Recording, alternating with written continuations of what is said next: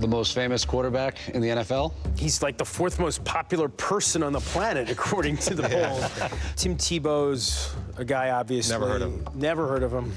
Completely uninteresting to most of our audience. Some background, please. Yeah. Tim Tebow is somebody who has inspired millions, tens of millions of people, you could say, across this country, even across the planet. He's a guy who, for some reason or another, connects with people. I think it's unique. He's young, he's talented. He was the underdog just to a large degree, and he connects to people in a very personal way. There's something about getting the chance to touch the hem of his garment. It's an important point because there'll be so many people who will see us do this story who will be skeptical and will say, oh, he's 60s just jumping on the ESPN bandwagon and doing a Tim Tebow story. And yeah. Aren't we? Well, we are, but the bottom line is that I know our conversation has been about him, but the story actually focuses more on the high school quarterbacks than it focuses on Tebow. We've got a story about a young man who, when he was playing high school football, was often compared to Tim Tebow for some of his physical attributes. And something happened to him, which I think you could only describe as tragic, but Tim Tebow came into his life and has made a difference.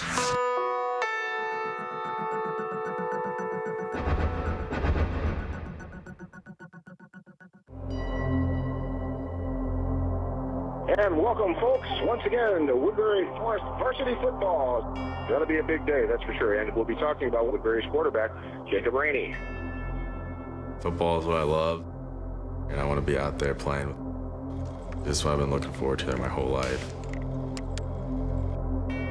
It's a warm Friday afternoon in early September in Central Virginia. When you step on that field, you got 113 years of tradition, and there's thousands of men that have paid the price on that field. It might be turf now, but the blood, sweat, and tears soaked right into that ground. The Woodberry Forest high school football team is preparing for its season opener at home against Benedictine of Richmond. What Jacob's trying to do has never been done, and it's not just Jacob's journey, it's our journey. It started last year. At quarterback, the Tigers will start senior Jacob Rainey. He hasn't played since the injury that altered his life. Whatever happens, he's already won. And what he has done in the fight to get to this point, that's what it's about. The middle of 5 siblings, Jacob grew up in Charlottesville, Virginia. What is your favorite sport? Jacob began playing football in 5th grade. By middle school, he was a quarterback. By 2010, he was a sophomore at Woodberry Forest, one of the most prestigious private schools in the South.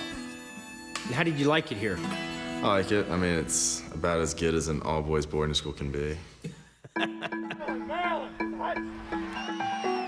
Jacob's skill set, in a lot of ways, was more like a Tim Tebow. He could run really well, throw really well. His dream was to play in the NFL, and I'm of the opinion he had what it took to do that. How many schools were interested in you? The main 5, I think, were pretty much Virginia, Virginia Tech, Vanderbilt, Duke, and Wake Forest. Then, at the start of Rainey's junior year, on September 3rd, 2011, he and his teammates were playing in a scrimmage in Northern Virginia. I think it was a little play action, just threw it 40 yards down the field. Caught it with like one hand, kind of brought it back, and then got tackled on like the 10. In the very next play, we're running quarterback power left. I just snapped it, took off to the left, and like I cut back. And right when I cut back, I kind of used, there's just a guy, I guess, right there at my knee.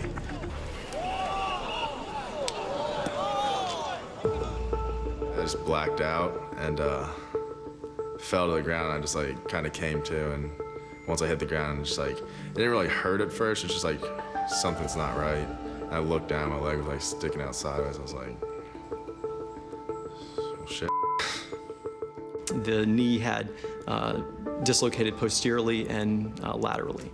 And there was just this obvious deformity.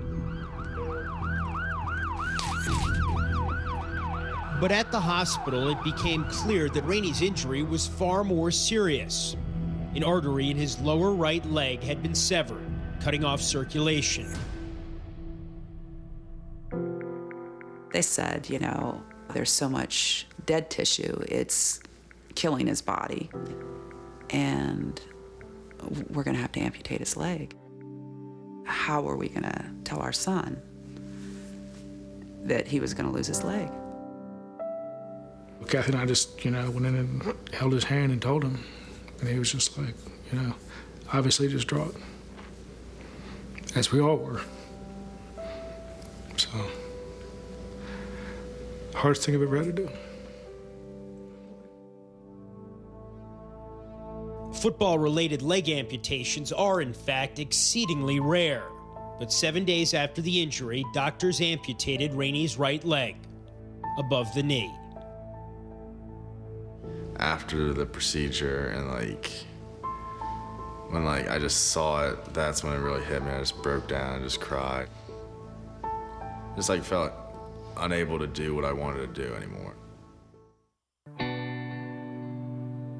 As word of what happened to Rainey spread in newspaper accounts on the internet, he was inundated with letters and gifts from well-wishers. Christmas Eve 2011, Tim Tebow, then Denver's starting quarterback, is warming up in Buffalo. Merry Christmas, Tim. Thank you. Same to you.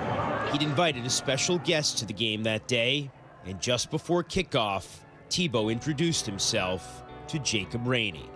The first thing, I just ran up and gave him a big hug. I was just excited to see him. And then after being able to spend some time with him, I felt like we definitely had a connection. How you doing, brother? Nice to see you, man. Absolutely. My pleasure. You having fun? Yes, sir. Good. What did he have to say to you? He just told me to keep fighting and just never give up. It always can be worse. There's no point in giving up. More than me encouraging him, he was someone that definitely inspired me with his outlook on life, with his determination, and his just belief that nothing was going to stop him, and he was going to be able to play again someday.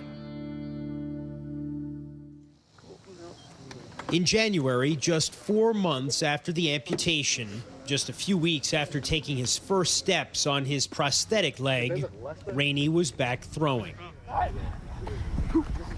No one has ever played football at a high level with an above-the-knee amputation. What made you think you could do this? I don't know. Kind of want to set a new standard for people with amputations, I guess. September 7th, 2012, 1 year after losing his leg, Rainey will start at quarterback as Woodberry Forest plays Benedictine in its season opener. You have a lot of camera crews watching this right now. Here we go, Jacob. Now we're looking at Christian Asher. He'll take the ball left. A nice block there. Oh, he's going to circle around. He may go, folks. He's outside. He's taking it in. There we go. Tigers' first touchdown of the season, led by Jacob Rainey. Rainey played in only that one series that day. The following week, he didn't play at all. And welcome, folks, to the special Friday Night Lights edition of the Woodberry Forest Varsity Football Network.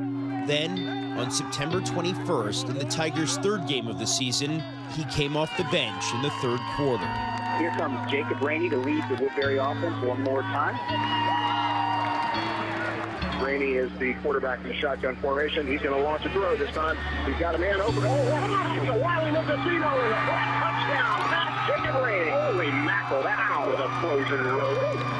I couldn't believe it happened. I couldn't believe we got him out there. I couldn't believe we had success, kept him safe, completed a pass.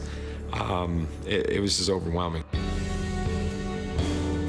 You see with someone like Jacob how much bigger this game can be, and when you go through a tragedy like that and you're able to bounce back from it and go out there and bust your butt accomplishing your dream is awe-inspiring. I guess from the outside it looks like I've lost a lot. Losing the opportunity to play college football at a big program, losing my leg, but as long as I just keep fighting through it, then nothing can stop me.